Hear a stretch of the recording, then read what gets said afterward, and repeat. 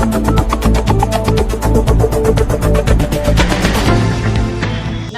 आप देख रहे हैं एम न्यूज। मैं आपके साथ शगुन। सहारनपुर में पत्नी की हत्या कर खुद फांसी लगाई। सुसाइड नोट में पति ने लिखा, मैं अपनी पत्नी से 8 माह से परेशान था, जिसके कारण मैं अपनी पत्नी की हत्या कर खुद आत्महत्या कर रहा हूँ। सहारनपुर के थाना कोतवाली देवबंद क्षेत्र के गांव धर्मपुर सरागवी निवासी दिलीप 26 ने पहले अपनी पत्नी प्रतिभा 23 को गला दबाकर हत्या कर दी और फिर बाद में खुद फांसी लगाकर आत्महत्या कर ली। सूचना पर पहुंची पुलिस ने बंद कमरे पर जबरन खोलकर दोनों के शव को बाहर निकाला और पोस्टमार्टम के लिए जिला अस्पताल की मोर्चरी में रखवा दिया। घटना बुधवार देर रात की बताई जा रही है। शव के पास से एक सुसाइड नोट भी मिला है। 1.5 साल पहले हुई थी शादी। गांव धर्मपुर सरागवी के दिलीप की शादी 1.5 साल पहले थाना कुतुबशहर के गांव दब्बलपुरा बेतिया निवासी प्रतिभा के साथ हुई थी। शादी के बाद ही दोनों के रिश्ते ठीक नहीं चल रहे थे। दिलीप उत्तराखंड में किसी कंपनी में सुरक्षा गार्ड का काम करता है। 10 दिन पूर्व बेटे को जन्म दिया। करीब 10 दिन पूर्व दिलीप की पत्नी ने बेटे को जन्म दिया, जिसके बाद वह अपनी ड्यूटी से छुट्टी लेकर घर आया था। परिजनों का कहना है कि इसी दौरान घर में कुछ परिस्थितियां ऐसी बनी कि दिलीप अपने होश हवास खो बैठा। बुधवार की रात उसने अपनी पत्नी की गला दबाकर हत्या कर दी, जिसके बाद उसने खुद भी फांसी लगाकर आत्महत्या कर ली। मृतक दिलीप की जेब से सुसाइड नोट मिला है, जिसमें लिखा है कि वह अपनी जिंदगी से बड़ा परेशान हो गया है।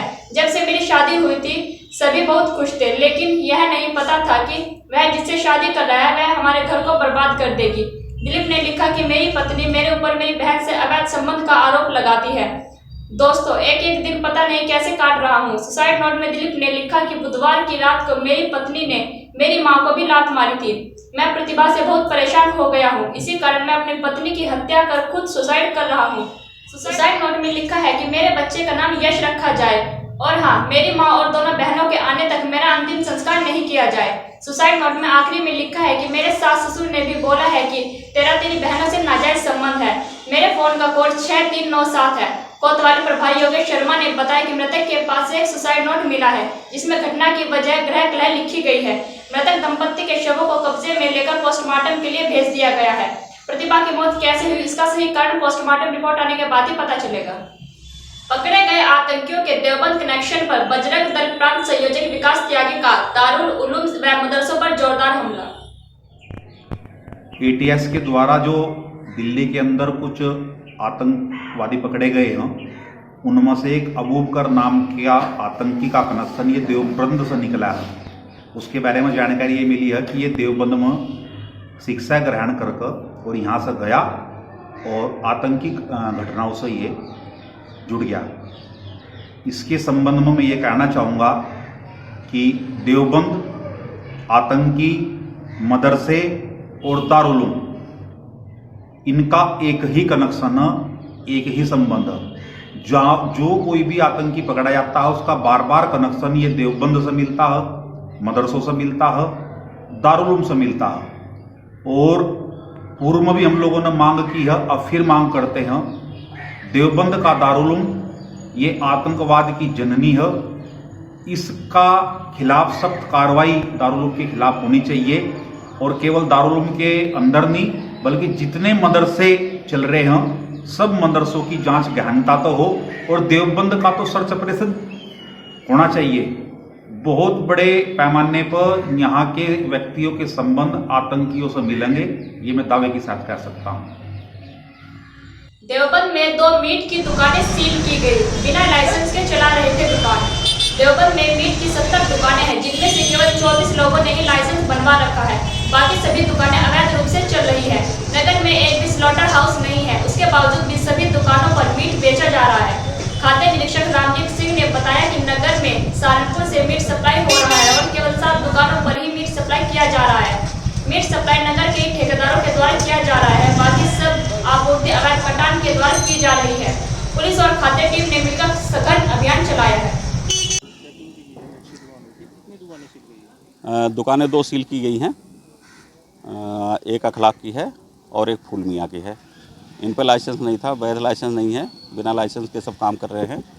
और प्रशासन का ये व्यू है कि जितनी भी अवैध दुकानें हैं मीट की सारी बंद करानी है, सीज करानी है।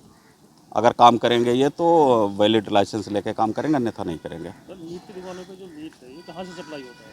ये यहाँ एक ही सप्लायर हैं सुफियान करके, और ये स्लाटर हाउस सहारनपुर से ले आते हैं और दुकानों को सप्लाई करते हैं।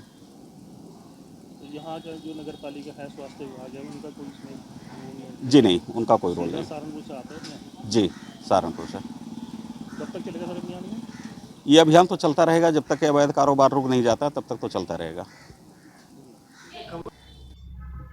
मुजफ्फरनगर जीआईसी मैदान महावीर चौक राकेश शर्मा के नेतृत्व में 19 सितंबर को होने वाले ब्राह्मण महासम्मेलन के लिए जंधेड़ी गांव में ब्राह्मण समाज की मीटिंग का आयोजन किया गया, जिसमें महासम्मेलन के लिए समाज के सम्मानित व्यक्तियों को आमंत्रण किया गया, जिसमें सभी ब्राह्मण समाज के सम्मानित बुजुर्गों एवं युवा साथियों ने इस सम्मेलन को भव्य बनाने के लिए संकल्प लिया। ब्रेकिंग न्यूज के लिए बने रहिए एम न्यूज के साथ।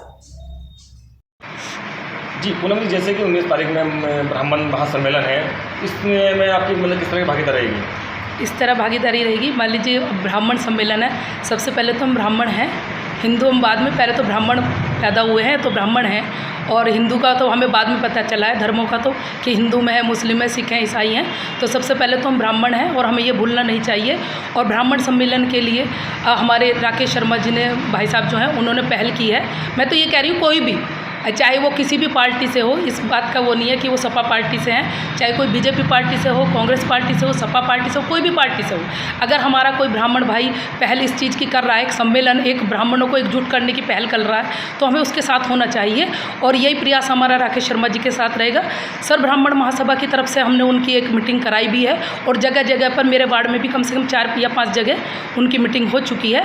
और मेरा वार्ड खुद ब्राह्मणों का वार्ड है, अब सबसे ज़्यादा वोटिंग ब्राह्मणों की होती है, तो हम तो ये चाह रहे हैं कि पूरा सहयोग उनके साथ रहे। और मेरा ये कहना है कि इस टाइम पे पार्टियां एक तरफ छोड़ दो, फिलहाल हमें ब्राह्मण एकता दिखानी है, और वो जरूरी भी है। उद्देश्य क्या है इसका जो सम्मेलन होने जा रहा है? इसका उद्देश्य ये है कि वर्तमान सरकार में भी हम ये देख रहे हैं कि हमारे ब्राह्मणों का बहुत उत्पीड़न हो रहा है। आप ये देखिए कि क्या नाम, पता चल रहा है कि जगह जगह गाड़ियाँ पलट जाती है, तो ब्राह्मणों की क्यों पलटती हैं? गाड़ियाँ तो और भी लोग चलाते हैं, उनकी क्यों नहीं पलटती?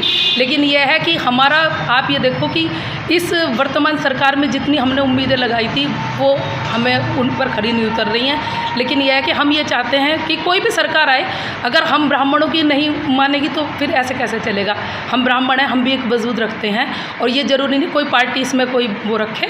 तो ये है कि हम ब्राह्मण हैं, और हम चाहते हैं कि राकेश शर्मा जी के सम्मेलन में हर ब्राह्मण भाई से मेरे हाथ जोड़ कर निवेदन है कि वो आए, सिर्फ ब्राह्मण एकता के लिए आए, राकेश शर्मा जी के लिए वो ना आए। मैं ये नहीं कह रही कि वो राकेश शर्मा जी के लिए आए, लेकिन ब्राह्मण एकता के लिए आना